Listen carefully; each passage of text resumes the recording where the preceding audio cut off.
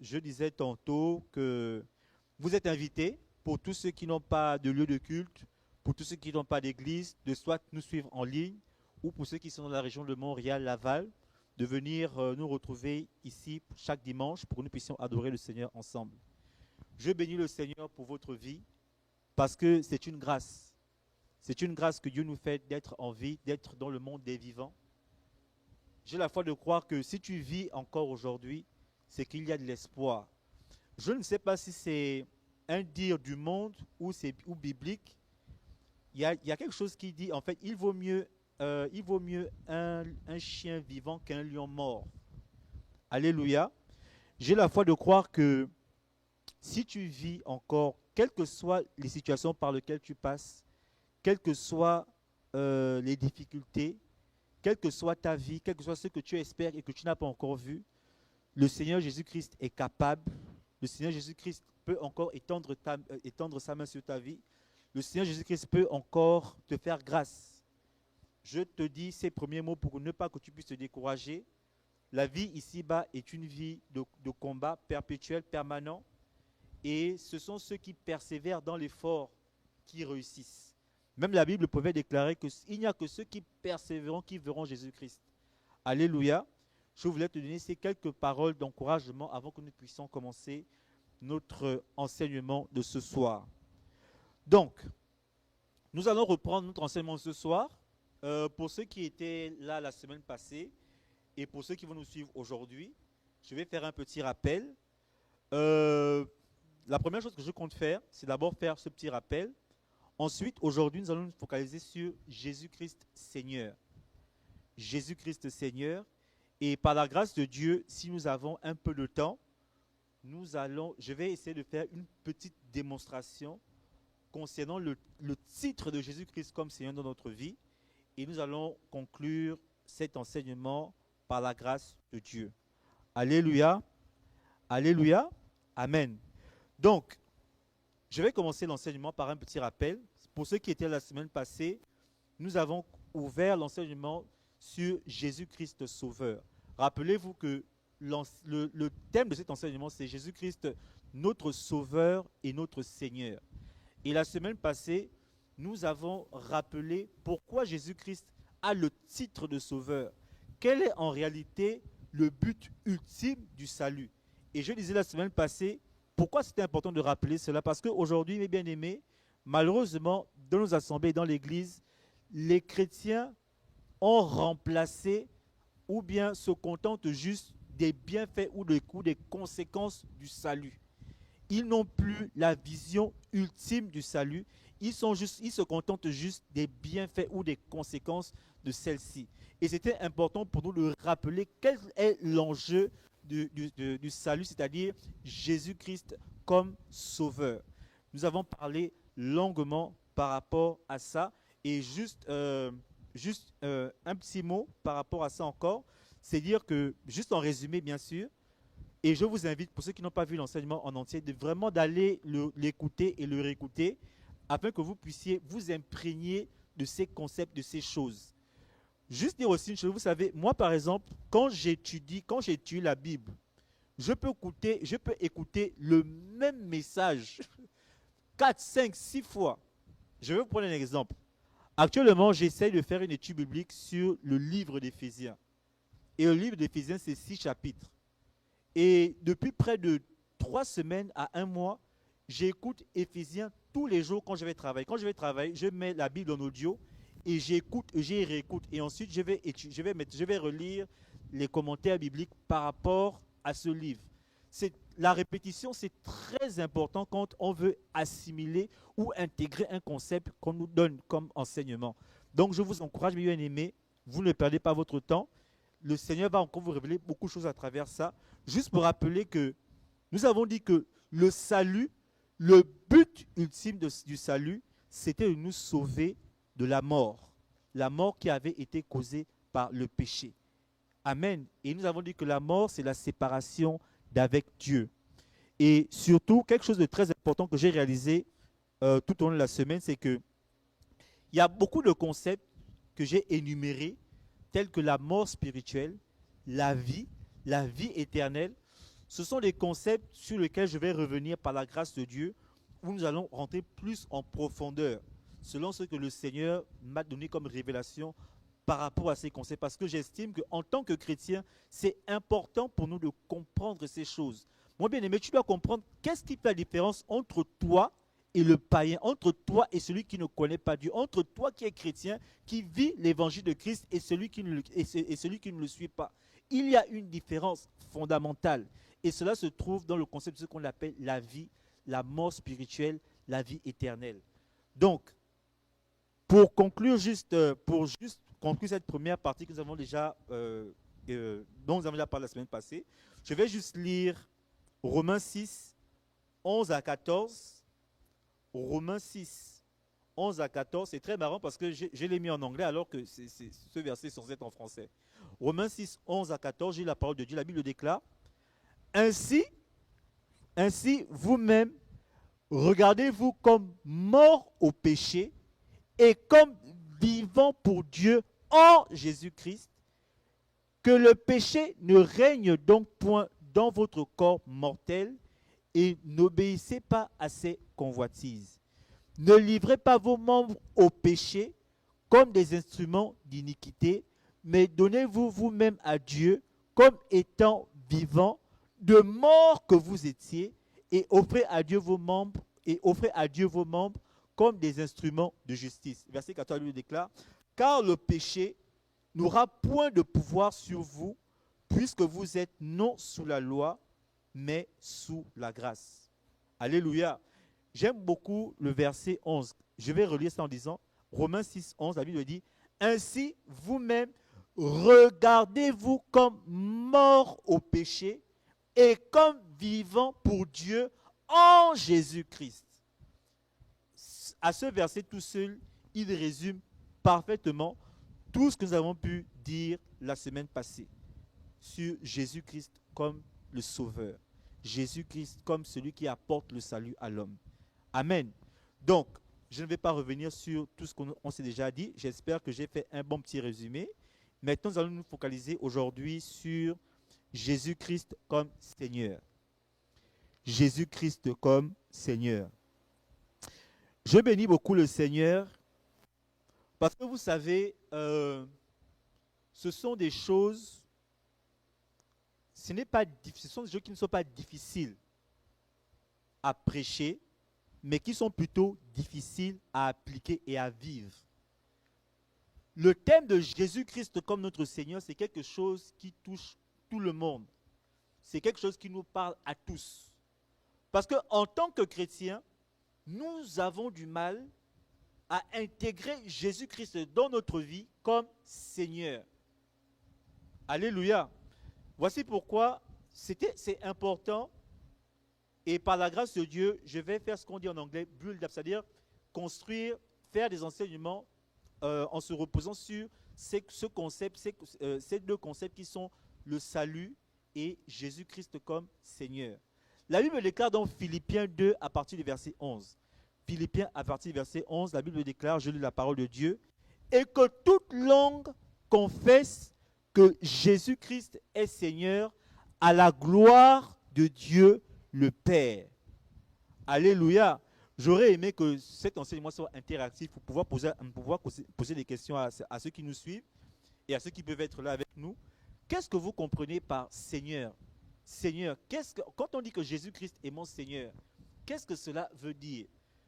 Par mes petites recherches, la Bible, ça c'est pas la Bible, ça c'est vraiment mes recherches.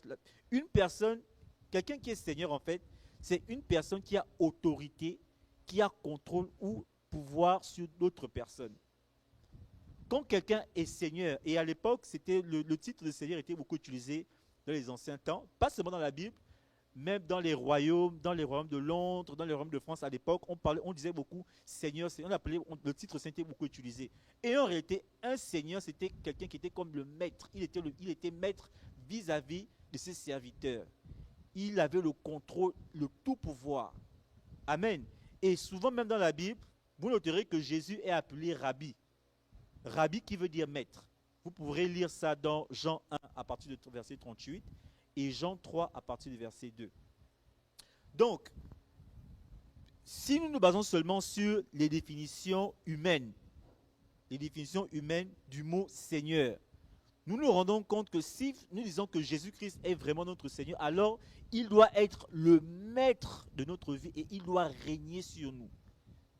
Alléluia. Et c'est très important de comprendre que lorsque nous acceptons Jésus, oui, aujourd'hui Jésus-Christ est ton sauveur. Il t'a sauvé de quelque chose. Il t'a sauvé de la mort. Il t'a sauvé du destin qui était lié à toi parce que tu avais péché. Maintenant, tu es sauvé, tu as le salut, tu as l'espérance de la vie éternelle. Qu'est-ce qui doit maintenant arriver? Maintenant, il y a un autre concept qui arrive et Jésus-Christ te dit que je ne suis pas seulement ton sauveur, celui qui t'a sauvé, celui qui te délivre, celui qui te bénit, celui qui te guérit, celui qui protège ta maladie, celui qui protège ta famille, celui en qui tu peux avoir confiance, celui qui donne les bonnes promesses. Non, hormis le concept de sauveur, je suis aussi ton Seigneur, c'est-à-dire ton maître, celui qui a le contrôle sur toi. En anglais, on dit control over somebody. C'est-à-dire que tu as maintenant Dieu. Jésus-Christ doit régner, il doit s'imposer. C'est-à-dire que ce n'est plus ta volonté que tu fais, mais c'est la volonté de Christ. Ce n'est plus ce que tu veux faire, mais c'est sa volonté à lui. Et je crois que même la Bible le dit, que c'est l'apôtre Paul qui le parle, non pas ma volonté, non, c'est Jésus-Christ qui le dit. Quand Jésus-Christ allait sur la croix, il allait à la croix, je crois que c'était le jardin de, pasteur, si tu peux me trouver le nom, c'est le jardin de quoi? Au jardin de Gethsémane. Écoutez, ça c'est l'esprit qui met ça dans mon cœur. La Bible déclare que Jésus était au jardin de Gethsémane. Et la mission de Jésus, c'était de mourir sur la croix, prendre nos péchés afin que nous puissions être réconciliés avec Dieu. Mais la Bible déclare que le soir, la veille qui devait justement aller sur ce chemin de la croix, Jésus-Christ a dit, il a commencé à pleurer. Et quand il a pleuré, la Bible déclare qu'un ange est venu le réconforter, comment dire ça, pas le réconforter, il y a un mot, un ange est venu le fortifier. Parce que même Jésus, étant Dieu, a eu besoin, à un moment donné, il s'est rendu compte que la tâche était lourde, la tâche était difficile, que ce n'était pas facile pour lui de donner sa vie, de mourir. En fait, il a commencé à visionner tout ce qui devait se passer le lendemain, après le jour qu'il était, il s'est rendu compte que non, ça c'est trop dur pour moi, je n'aurai pas la capacité, je n'aurai pas la force. Il a commencé à se poser beaucoup de questions. Et la Bible dit que Dieu a suscité un ange afin de venir le fortifier. Et Jésus-Christ lui-même a dit, étant Dieu qu'il était, il dit, Seigneur, il dit Dieu, pas ma volonté, mais la tienne. Vous savez, même Jésus qui était Dieu, à un moment donné, a eu ce genre de moment. Même Jésus qui était Dieu a dû reconnaître que non, pas ma volonté, mais la volonté de celui qui m'a envoyé. C'est difficile. Et personne n'est exempt de cette difficulté, de ces moments de questionnement, de souffrance, de doute. Mais à un moment donné, on doit se dire, pas ma volonté Seigneur, mais ta volonté. Ah, souvent, je bénis le Seigneur, je me dis que Seigneur, si j'étais un païen, je serais en train de courir les femmes par-ci, par-là, je serais en train de faire ci, ça, je serais en train d'apprécier la vie. Mais pas ma volonté. Pas ma volonté. Est-ce que tu peux dire avec moi, pas ma volonté? Quand tu as accepté de suivre Jésus-Christ comme ton sauveur et Seigneur, tu as décidé, on dit en enfant, give up, de renoncer à ta volonté pour faire la volonté de Christ. Et c'est quelque chose de difficile. Ce n'est pas facile.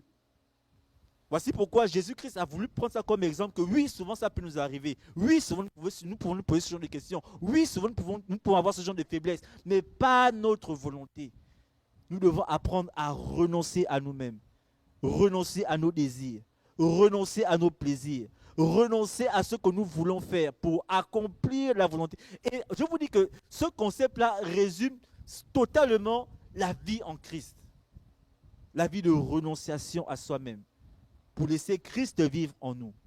Parce que la seule façon de manifester les bonnes choses de Jésus-Christ, la seule façon pour moi, pour ceux qui peut-être m'admirent, peuvent dire que non, Van c'est un exemple, c'est parce que Van a décidé de renoncer à sa vie. Parce que je vous dis, mes bien-aimés, si je n'avais pas besoin de renoncer à ma vie, je serais un autre homme, je serais tout, sauf celui qui vous prêche ce soir. Et j'ai la foi de croire que toi et moi, nous devons faire cet effort. c'est bizarre. Voici pourquoi, excusez-moi, je vais le dire comme ça, j'adore prêcher avec quand le Saint-Esprit est présent. Parce que quand le Saint-Esprit est présent, tu peux préparer les choses. Mais à la dernière minute, à la dernière seconde, il met quelque chose que tu n'as pas prévu. Et c'est cela même qui fait, comment dire ça en français, qui donne sens à ton message. Amen. Que le Saint-Esprit de Dieu t'aide à renoncer à toi-même, à renoncer à ta propre volonté, à renoncer à ce qui te fait plaisir, à cause de son nom, à cause de lui, parce que tu veux lui plaire, parce que tu veux qu'il se manifeste en toi. Alléluia. Écoutez, il y a quelque chose d'intéressant. Vous savez, quand j'étudiais, quand j'étais en train j'essayais de faire des études sur Seigneur, le Seigneur m'a dit quelque chose. Et la Bible dit ceci, la nature ne vous enseigne-t-elle pas? Je suis sûr que pour ceux qui me suivent, la majeure partie de ceux qui me suivent actuellement sont des amoureux de Netflix. Mon bien-aimé, si tu es un amoureux de Netflix comme moi je le suis, tu peux balancer les cœurs sur le live. Balance les cœurs sur le live parce qu'il ne faut pas avoir honte. Nous savons passer du temps sur Netflix pour suivre les films, les séries, beaucoup plus que de lire la Bible. Et c'est une réalité, c'est triste de le dire, mais c'est la vérité. En tout cas, moi, je me reconnais. Souvent, je peux faire des heures et des heures à suivre des séries. Des heures et des heures, alors que ces heures, je peux utiliser ça pour prier, je peux utiliser ça pour lire la Bible, pour avancer dans la foi chrétienne, mais je regarde les films. Mais regarde ce que le Seigneur a fait. Je regardais un film qu'on appelle, en français, on dit Le Dernier Royaume. En anglais, c'est Last Kingdom. Et il y avait un héros.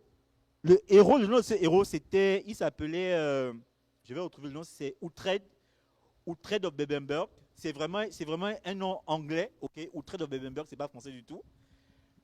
Et pendant que je suivais ce film, le Seigneur, cette série, hein, c'est une série de près de, je crois, 48 heures. Donc imaginez-vous un peu le temps que j'ai passé pour finir aussi cette série. Mais écoutez, ce qui est très intéressant, regardez. Pendant que je suivais cette série, le Seigneur m'a enseigné sur ce qu'on appelle Seigneur. Uhtred of Bebbanburg, en question, était un seigneur. Il avait des serviteurs.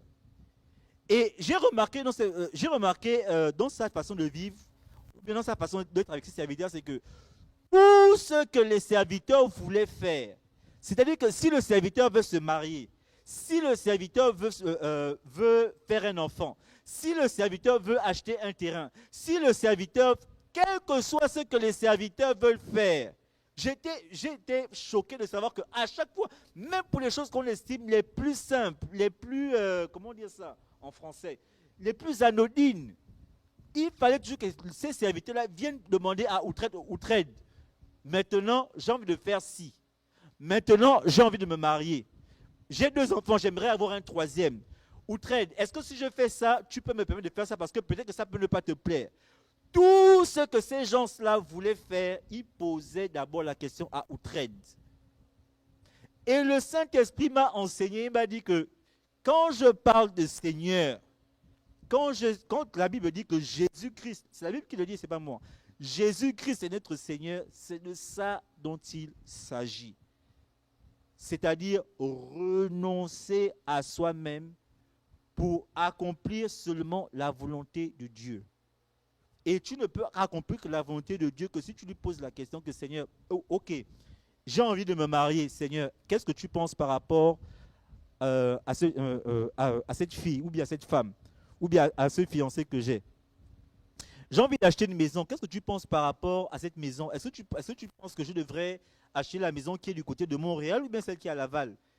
Seigneur, j'aimerais faire un 2e, un 3e enfant. Qu'est-ce que tu penses par rapport? C'est-à-dire que même les choses que tu estimes les plus anodines, tu dois d'abord demander à Dieu parce que tu l'as aussi accepté comme Seigneur.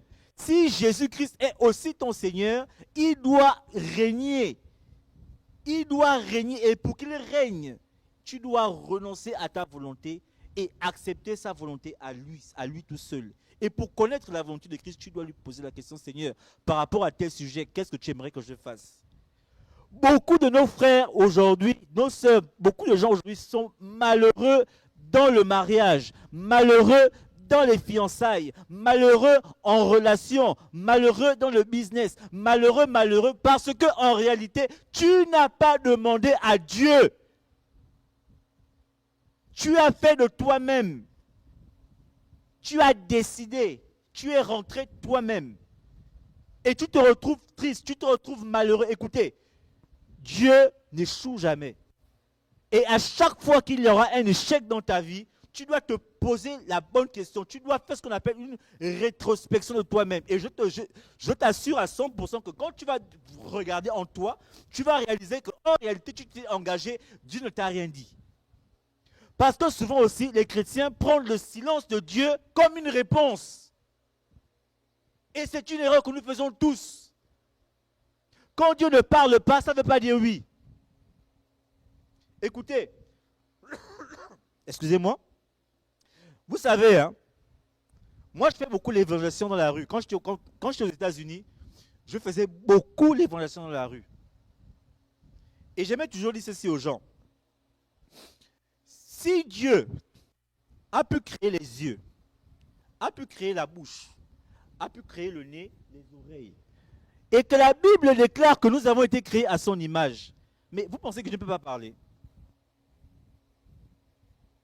C'est juste que nous sommes impatients.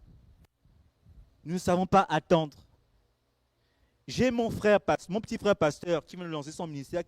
Une fois, je l'avais invité prêcher chez moi. Il avait dit quelque chose d'important. Il avait dit, souvent quand nous prions, après avoir prié, nous devons rester calmes. Parce que nous devons aussi apprendre à écouter. Quand nous prions, nous parlons à Dieu, Dieu écoute. Maintenant, il faut aussi, nous les chrétiens, apprendre à rester calmes afin d'écouter ce que Dieu lui a à dire. Parce que Dieu aussi parle. Alléluia. C'est très important, mes bien-aimés. Jésus-Christ comme Seigneur. Parce que le seul visage de Dieu que tu connais, c'est seulement Jésus-Christ comme Sauveur. Voici pourquoi lorsque Dieu ne fait pas dans ta vie, tu es frustré.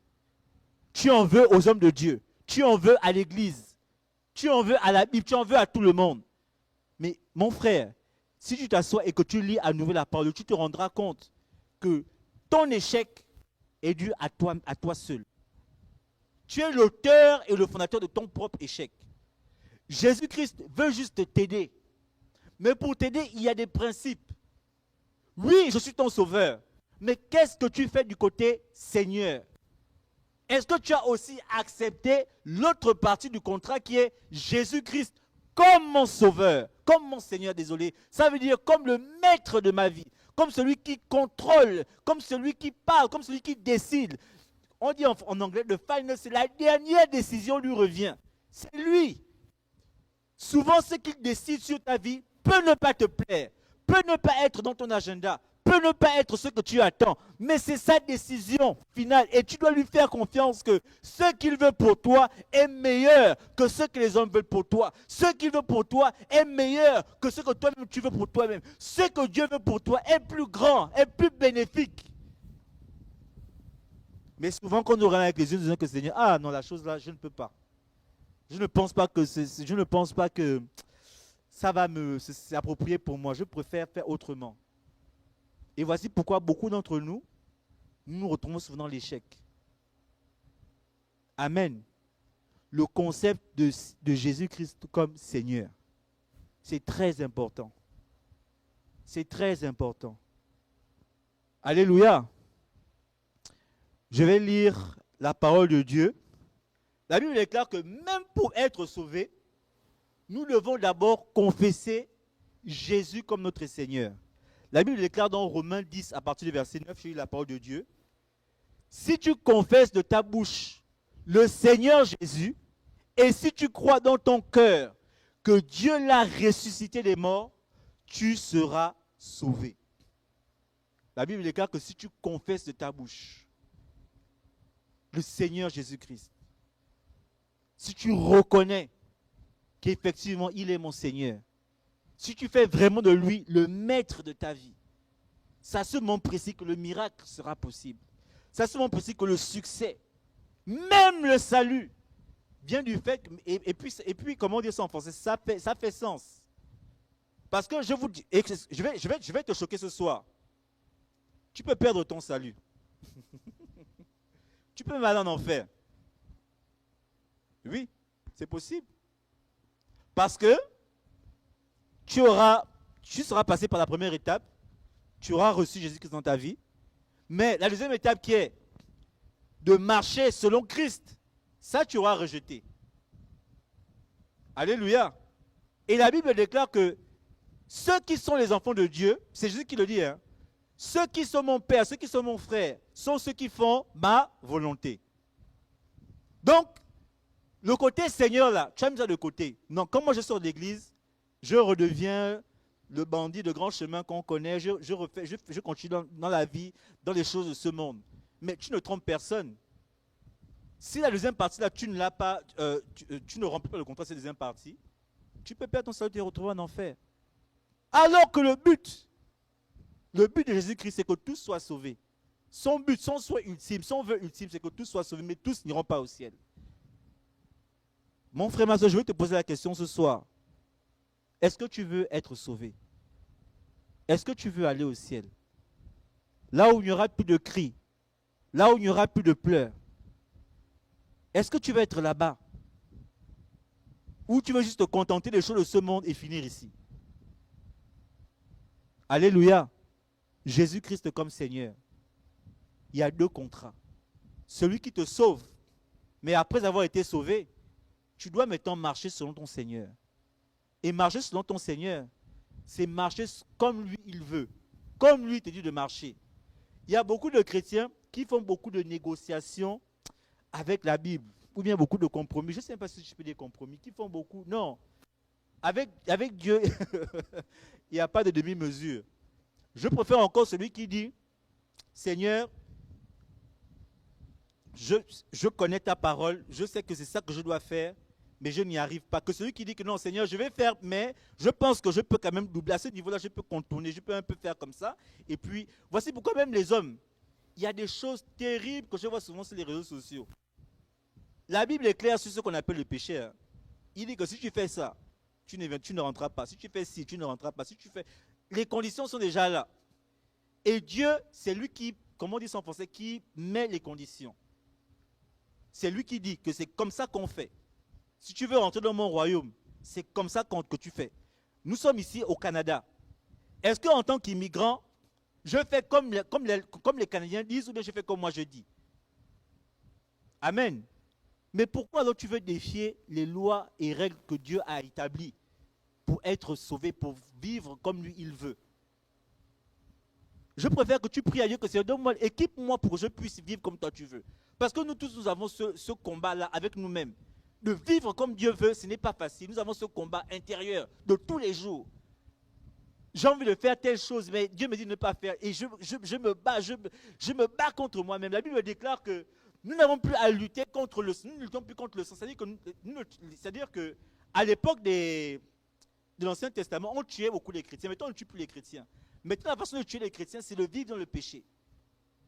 Maintenant, nous luttons contre ces choses. Contre le péché tous les jours. Mais Dieu veut que tu marches comme lui a dit qu'il veut que tu marches. Et si tu n'y arrives pas, prie qu'il te donne la force. Prie qu'il t'aide. Jésus-Christ qui était Dieu a dit, Seigneur, pas ma volonté, mais la tienne. Et qu'est-ce que Dieu a fait? Il a envoyé un ange. Je ne sais pas contre quoi tu te débats. Mais j'ai la foi de croire que si tu pries aujourd'hui avec moi ce soir, le Seigneur est capable d'envoyer un ange pour t'épauler. Un ange pour t'aider à vaincre cette chose que tu fais toujours en secret. Afin que tu puisses marcher dans la lumière. Alléluia. Amen. Donc, quand ta Bible dit que Jésus-Christ est Seigneur, vous devez comprendre que cela signifie trois choses importantes. La première chose, c'est que Jésus est Dieu. Vous allez lire ça dans Jean 20, 28. La deuxième chose, c'est Jésus-Christ est le maître suprême de l'univers. Ça, vous lirez ça dans Matthieu 28, 18. Dans Philippiens 2, à partir du verset 9 à 11. Et dans Colossiens 1, à partir du verset 16 à 17. Et enfin, que nous devons être soumis, obéissants, et nous devons adoration à Christ. Vous pouvez lire ça dans Jacques 4 à partir du verset 7, Apocalypse 5, 12 à 13, et Jean 14 à partir du verset 15. Je vais essayer d'avancer un peu vite parce que j'ai vraiment voulu faire une démonstration avant que nous puissions conclure cet enseignement. Maintenant, une dernière chose sur laquelle je voudrais revenir, qui va conclure la partie Jésus-Christ Seigneur. La Bible, concernant l'obéissance, la Bible déclare dans Luc 6, à partir du verset 46, écoutez bien ce que la parole de Dieu déclare. Ça, c'est Jésus qui parle. Jésus-Christ dit ceci, il dit, « Pourquoi m'appelez-vous Seigneur et ne faites-vous pas ce que je dis ?» Je répète, « Pourquoi m'appelez-vous Seigneur, Seigneur, et ne faites-vous pas ce que je dis ?» Jésus-Christ est en train de dire à quelqu'un ce soir, « Tu ne peux pas m'avoir accepté comme Seigneur et Sauveur et prendre seulement le contrat de Sauveur et rejeter le contrat de Seigneur. Et si tu dis que je suis ton Seigneur, est-ce que tu fais ce que je te dis ?» Écoutez, les gens confondent souvent. Faire ce que Dieu dit, faire ce que Jésus-Christ dit, ce n'est pas faire ce que le pasteur Hubert dit. Ce n'est pas faire ce que le Van, moi je ne suis pas pasteur, hein, heureusement pour moi, ce n'est pas faire ce que Van dit, ou bien Papa Robert, ou bien encore Maman Rita. C'est faire ce que la parole de Dieu dit. Est-ce que tu fais ce que la parole de Dieu te dit de faire? Est-ce que tu marches selon la parole de Dieu? Quand tu es face au péché, quand tu es face à la tentation, est-ce que tu fais ce que Dieu te dit de faire? Ce que Dieu te recommande de faire? C'est cela qui détermine ou bien qui définit si effectivement tu suis Jésus-Christ comme ton Seigneur. Est-ce que tu marches selon ce qu'il te dit? Et ce qu'il te dit se trouve dans la parole de Dieu. Alléluia. Amen. Donc, ça c'était... J'avais quelques questions. J'aime toujours, vous savez, quand j'enseigne, par la grâce de Dieu, vous savez pourquoi je dis souvent, quand j'enseigne, c'est parce qu'en réalité, j'ai commencé à enseigner sur YouTube. Et en général, pour ceux qui vont retrouver mes enseignements sur YouTube, je le faisais en anglais. Donc en fait, ce n'est pas la première fois que je me retrouve en face des caméras et que j'enseigne. Donc vraiment, désolé. Si à chaque fois je dis, quand j'enseigne, c'est vraiment parce que j'ai vraiment une histoire avec cela en fait. Donc je voulais dire ceci, que j'avais quelques questions rhétoriques. Et l'une des choses que je voudrais dire pour conclure, avant que nous fassions la démonstration, c'est nous devons intégrer Jésus-Christ. Nous avons accepté le côté de Jésus-Christ comme sauveur, mais nous devons maintenant intégrer la partie Seigneur dans notre vie.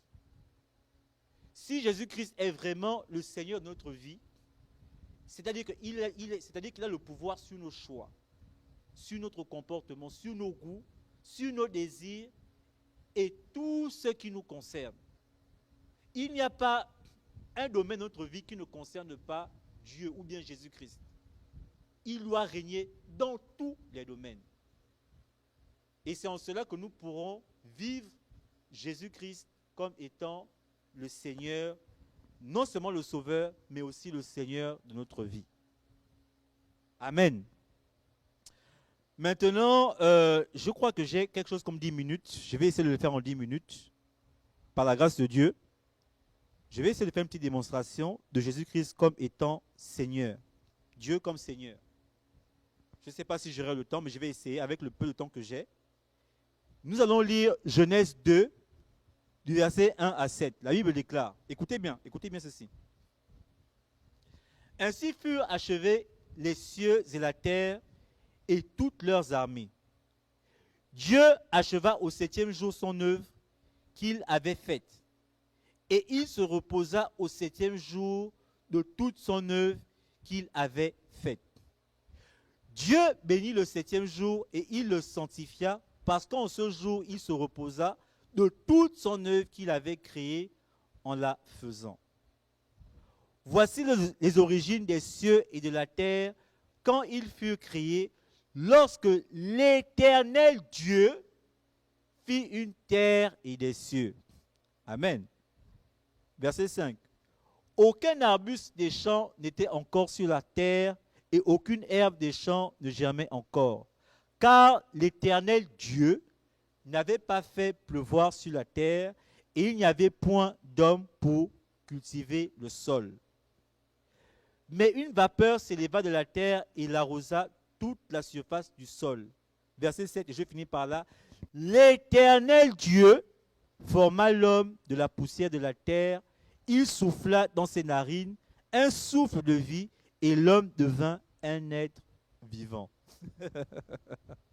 Je ne pense pas que j'aurai le temps de faire cette démonstration. Vous savez, en réalité, j'ai été beaucoup inspiré par des hommes de Dieu américains parce que quand j'étais aux États-Unis, et surtout quand j'ai touché la communauté blanche américaine des États-Unis, ces gens-là avaient une passion. Je vous dis que la façon dont nous faisons le culte chez nous les Africains et la façon dont les Américains blancs, je précise, font le culte chez eux, c'est vraiment deux choses différentes, que ce soit dans la manière de faire et dans la manière de chercher à connaître Christ. J'ai rencontré des hommes passionnés et qui m'ont aussi donné cette passion des Écritures. Moi, Dieu m'a fait grâce de ne pas aujourd'hui lire ou bien chercher à connaître la Bible parce que je veux être béni, mais parce que je veux connaître Dieu. Et je veux que ce soit quelque chose que tu nourrisses dans ta vie. Chercher à connaître Dieu parce que tu l'aimes, pas parce que tu veux quelque chose de lui. Je vais finir en disant ceci parce que je n'ai pas beaucoup de temps. Je ne pourrai pas faire ces démonstrations. Je vais seulement dire ceci. Je vais vous donner ça comme une énigme. Je veux que vous puissiez remarquer la transition qu'il y a dans la Bible entre Dieu, entre quand la Bible parle de Dieu et l'Éternel Dieu. Juste pour comment dire ça en français, juste pour récapituler, juste pour finir avec résumer cette partie. Malheureusement, je ne pourrais pas la démontrer. Je vais juste vous donner un indice. Vous devez comprendre que lorsque l'auteur de livre de Genèse écrit Genèse 1, il dit que lorsque Dieu s'apprête à créer le monde, on l'appelle Dieu. Lorsque Dieu a fini les œuvres de la création après le 6e jour, 7e jour, et qui s'apprête maintenant à créer l'homme, non pas à créer, à former l'homme, maintenant on l'appelle l'Éternel Dieu. Cet enseignement-là, je me rappelle, j'étais avec le pasteur Willy Poitier de la Philadelphie, désolé de dire son nom, excusez-moi. C'est un homme qui m'a aidé à aimer les Écritures. Il m'avait parlé de ça une fois, et moi j'étais quelqu'un de très curieux, je me suis posé la question, mais pourquoi cette transition entre Dieu et l'Éternel Dieu? Nous avons parlé aujourd'hui de Jésus-Christ comme Seigneur. Je veux qu'aujourd'hui, quand tu vas à la maison, tu fasses tes propres recherches et que tu essaies de comprendre pourquoi cette transition entre Dieu créa les cieux et la terre. Quand il finit la création, les œuvres de la création, maintenant on l'appelle, et qui s'apprête à créer l'homme, à former l'homme, désolé, on l'appelle maintenant l'Éternel Dieu. Je vais finir en disant ceci. Ça, c'est juste un indice pour toi. À un moment donné, Dieu, parce que vous devez comprendre que Genèse, c'est l'histoire de l'humanité, pas l'histoire de Dieu. L'histoire de Dieu ne commence pas avec la Bible. C'est l'histoire de l'humanité, de l'homme, toi et moi, qui commençons avec la Bible. À un moment donné, lorsque Dieu finit de tout créer, maintenant, il se donne le titre d'Éternel Dieu. Et quand vous ferez les recherches, vous vous rendrez compte que Éternel Dieu, en fait, ça vient du mot Yahweh, qui veut dire en réalité, qui est le nom de Dieu, mais qui veut aussi dire Seigneur. C'est-à-dire qu'à un moment donné, l'homme se rend compte que maintenant, quelqu'un a créé toutes choses. Et cet homme, qui peut être cette personne? Je pense que cette personne doit être notre Seigneur. En fait, le nom Éternel Dieu maintenant vient maintenant conforter l'homme dans l'idée que Dieu est ton et notre Seigneur. Voici pourquoi il y a cette transition-là. Mais malheureusement, je n'ai pas le temps d'aller en détail. Je vous donne ça vite fait comme ça. J'ai la foi de croire que lorsque nous faisons les enseignements bibliques, nous sommes les étudiants de la parole de Dieu. Et moi, ce que j'aimerais vous apporter, vous donner, c'est l'amour des Écritures, l'amour de rechercher, l'amour de comprendre, de connaître qui est Dieu, d'aller en profondeur, de sonder les Écritures, d'être comme les chrétiens de Béret qui examinaient tout ce qu'on leur disait. Moi, j'ai envie de former les enseignants à travers tout ce que nous faisons, surtout les mercredis, à l'étude biblique. L'éternel Dieu, l'homme reconnaît qu'il y a un Seigneur et que ce Seigneur s'appelle Yahweh, le créateur de toutes choses, et que c'est lui notre Seigneur. Même la création reconnaît qu'il y a un Seigneur, et ce Seigneur, c'est Yahweh, notre Dieu. Alléluia. Donc je vais clôturer avec cette dernière prière. Éternel Dieu, nous te bénissons, te rendons grâce. Je te bénis, Éternel, parce que je pense que j'ai donné tout ce que je pouvais donner à la mesure de mes capacités. Mais j'ai la foi de croire que ton Saint-Esprit, qui convainc tout homme de péché, peut continuer de prendre ces paroles, de prendre ces mots, de prendre toutes ces choses dont nous avons parlé, afin de les planter dans le cœur de tous ceux qui vont l'écouter, afin qu'ils puissent être transformés. Jésus-Christ, la transformation ne vient pas d'un homme. La transformation ne vient pas de la parole d'un homme, mais la transformation vient de toi. Tu m'as utilisé comme un instrument. Maintenant, à toi de continuer ce que tu as commencé avec moi et de parfaire dans le cœur de tous ceux papas qui vont écouter cet enseignement, afin que réellement ils deviennent des enfants qui soient dédiés à toi, corps et âme.